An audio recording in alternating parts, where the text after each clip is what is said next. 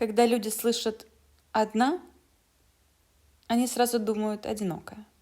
А когда говорят «сама», считают, что это значит слишком гордая, чтобы просить о помощи. Но это далеко не всегда так. Что, если быть одной – это не повод для грусти, а состояние внутренней свободы? Что, если сама – это вовсе не про отказ от поддержки, а про силу и уверенность в себе? Есть одно мнение, которое я часто слышу. Если ты одна, значит что-то не так. Будто быть одной – это всегда грустно и пусто. Ну, послушайте, быть одной и быть одинокой – это разные вещи. Одиночество – это когда ты потеряна среди людей, когда твои мысли и чувства никому не нужны, когда ты сама себе неинтересна. А вот быть одной – это не о том. Когда я остаюсь одна, я начинаю слышать себя. Это возможность сделать то, что хочется именно мне.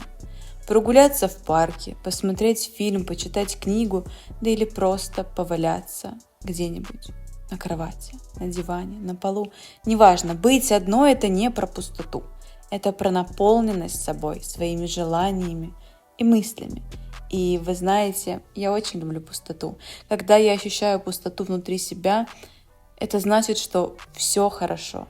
Это тот момент, когда я счастлива и свободна.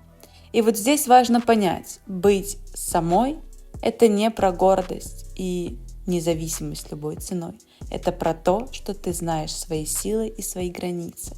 Быть самой значит уметь не только действовать самостоятельно, но и осознавать, когда тебе нужна помощь. Это не про слабость, это зрелость.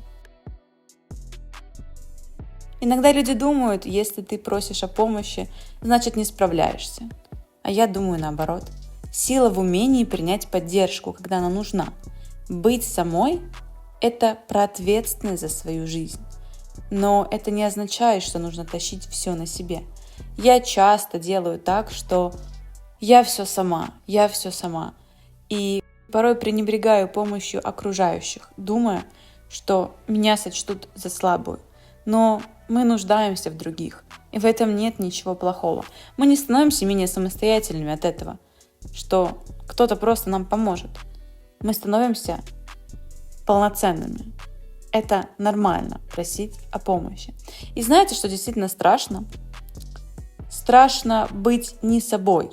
Можно быть одной, но быть не собой – это куда хуже, когда ты находишься там, где ты не сама. Когда ты вынуждена подстраиваться под чужие ожидания, когда ты надеваешь маски, чтобы вписаться в общество, чтобы быть принятой, но при этом теряешь себя. Вот это настоящая потеря. Когда вокруг много людей, но ты понимаешь, что никто не знает, кто ты на самом деле. И еще страшнее, что ты сама забываешь. Быть одной – это возможность бросить эти маски. В такие моменты ты слышишь себя, ты понимаешь, чего хочешь, ты находишь главное – гармонию.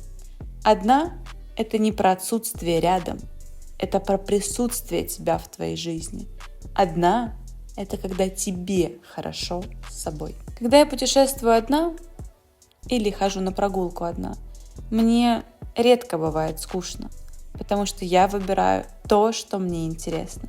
Я выбираю идти туда, куда хочется мне идти, и сколько времени провести в том или ином месте. Это свобода быть собой, свобода выбирать. И при этом, если я встречу кого-то по пути, это будет осознанный выбор, а не необходимость быть с кем-то рядом ради компании. Я могу быть одна, но я не одинока. Когда ты наполняешь свою жизнь чем-то важным и значимым, одиночество перестает быть проблемой.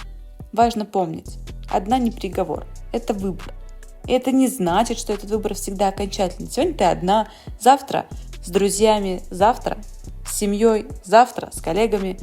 Неважно, с кем ты. Но важно, что это все твои личные решения. Но вот то, что точно, быть одной не страшно. Правда. Страшно это жить, постоянно прячась от самой себя. Бояться показаться настоящей. Страшно забыть, кто ты есть на самом деле. В этом парке мы сидели и делали какие-то непонятные упражнения. Мы напевали какую-то мантру, там было много людей, но при всем при этом мы чувствовали себя самими, мы принимали себя, принимали эту ситуацию. И в такие моменты одиночество, оно перестает быть угрозой для тебя. Одна ты или с кем, это уже не имеет никакого значения. Мы часто боимся быть одни, потому что нам кажется, что без других мы потеряем себя. Но на самом деле мы наоборот обретаем себя в тишине, в моменты уединения. Это те редкие минуты, когда ты остаешься наедине со своими мыслями, со своими желаниями. Не страшно посидеть в парке, просто полюбоваться на природу. Это все не страшно. Это все очень важно. Так что если тебе говорят, что быть одной или одному – это плохо, не верь. Быть одной – это время для тебя. Это момент, когда ты становишься сильнее, когда ты учишься быть сам собой. И главное – это не бояться просить о помощи, когда она тебе нужна. И не бояться оставаться наедине с собой, когда это необходимо. Одна не значит одинокая. Сама не значит закрытая. Быть собой – вот что действительно важно в этой жизни. В вашей жизни есть друзья, в вашей жизни есть семья, в вашей жизни есть вы. И просто позвольте себе наслаждаться всеми этими моментами. Позвольте себе быть собой. Позвольте не смотреть на инстаграмные картинки, на ютубовские картинки, да на любые другие картинки.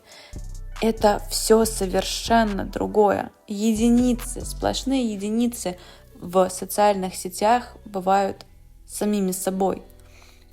Людям непривычно видеть сейчас уже какие-то разбитые внутренние чувства. Людям привычно видеть красивую картинку, красивые действия, что человек чего-то добивается. И на этом фоне каждый из нас начинает себя сравнивать и думать: блин, я этого не достиг. Он начинает закрываться в себе, он начинает становиться для окружающих типа таким, каким он считает, его хотели бы видеть люди.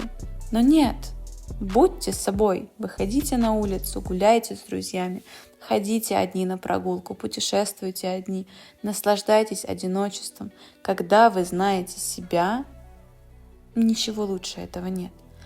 Вы, вступая даже в отношения, будете намного качественнее в них состоять, если вы будете знать себя, свои желания, свои потребности. Вы не будете от партнера просить ничего. Вы будете чувствовать себя свободной, наполненной в каждом своем проявлении, в отношениях, в работе, в жизни, во всем. Я искренне надеюсь, что после этого видео вам захочется немножко побольше узнать себя, и вы сможете раскрыться, почувствовать и, наконец-таки, жить для себя, своими мечтами, своими надеждами, но только ради себя.